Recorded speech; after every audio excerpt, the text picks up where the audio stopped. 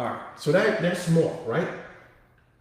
Now, let's quickly go over to Luke. I want to wrap up Luke, and then when we come back, we're going to be able to get into Matthew, and you're going to see a huge difference, friends, between Mark and Luke. I mean, Mark, Luke, and Matthew. So look, he says the same things, right? They ask the same questions. He gives them the same answer. Now look what he says here. Almost verbatim. Take heed no one deceive you. That's the exact same thing he said in Mark. For many will come in my name. Same thing he said in Mark. I am he. The time will draw near. Has drawn near. Therefore, don't go after them. But when you hear of wars and commotions, and be not terrified, for those things must come to pass, and the end will not come immediately. Why not? Because again, just like in Mark, this verse right here,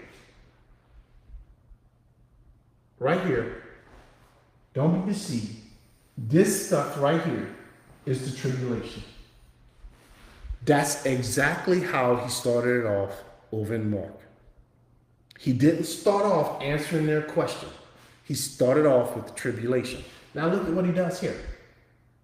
He continues with the tribulation. That's not what he did over in Mark. He did one segment on the tribulation, then went to the present time. But here he continues. But look, after 2 more verses, he stops. And now, picking up in verse 12, he goes to present day. And what was going to happen in the very near future. So what we see here, but before all these things, what things? The things that's happening right here in the tribulation. So before the tribulation comes, Jesus now tells them, this is what's going to happen to you, disciples, in the present time, before the tribulation things takes place. Now Jesus is talking about things that happen in the book of Acts. You see what happened? He went from Revelation in the tribulation, picking up in verse 12, Jesus took them back to the book of Acts in the things that's going to happen. He did the exact same thing in the book of Mark. Look at what he says. But before these things, they will lay hands on you. Where did we see that? We've seen that over in Acts chapter 4. And persecute you, delivering you up to the synagogues and in prisons. That's what they did. You will be brought before kings and rulers. Same thing he said. But it will turn out for you as an occasion of testimony. You see? Same thing. So listen, friends. If you are persecuted, what are you to look for now? You are to look at it. This imprisonment and this delivering of you up in persecution, right? That's what you ought to do. Persecution, prisons, and delivery. What do you look for? You look for an occasion. God is putting you in those positions as an occasion for you to be a witness. Yes, it's going to hurt. Yes, it will not be comfortable. No, you will not like it. Friend, I wouldn't like being in prison. I wouldn't like being persecuted. That's just the God's honest truth. I wouldn't like it. I would be crying out and praying to God, deliver me, deliver me, deliver me. But I know from reading the book why I'm there. Why are you on the job you're on? For testimony. Why are you in the family you're in? For testimony. Why are you married to those people, that person, and that family, her family, his family? For a testimony. Why are you going to the basketball game with your kids, friends, and family? For a testimony. For testimony. Yeah, but Kevin, I hate my job. For testimony. Kevin, I hate my friends. For testimony. I hate my family. For a testimony. You're not your own. You are an ambassador for Christ. You are a slave to righteousness. It's okay. It's okay to cry out to God and say, God, I don't want to be there. Lord, I don't want to associate with them. Lord, I don't want this job. It's okay. But while you're there, use it as a testimony, an occasion to get out the gospel.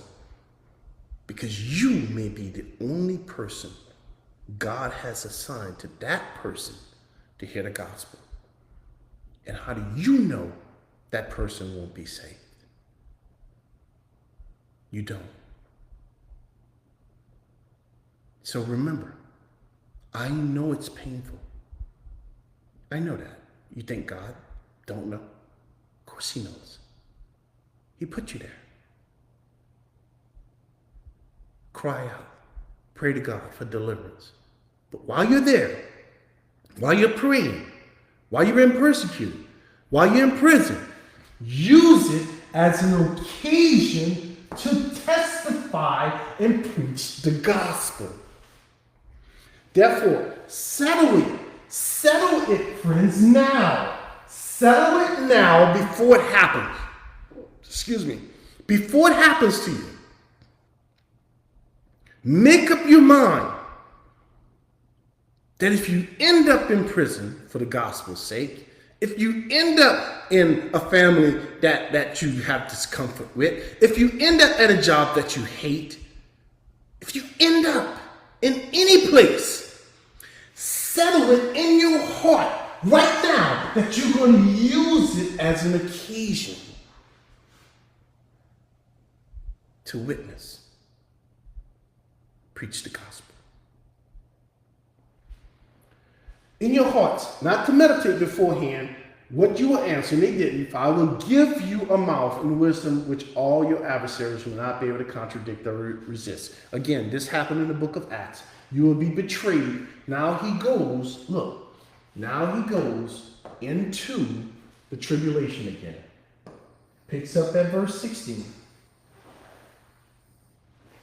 He comes right here and he starts talking about what's going to happen in the tribulation. So you see what happens? This is the same kind of stuff that happened in the book of Revelation. In the book of Revelation, you know what happens? He goes from earth to heaven, back to earth, back to heaven, and it just goes on like that throughout the entire book. There are scenes in heaven, and then there are scenes on the earth. For example, chapters 1, 2, and 3 are all on the earth in Revelation. Chapter 4 and 5 happens in heaven.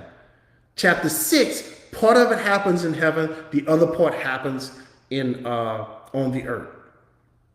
Chapter 7, all of it happened on the earth.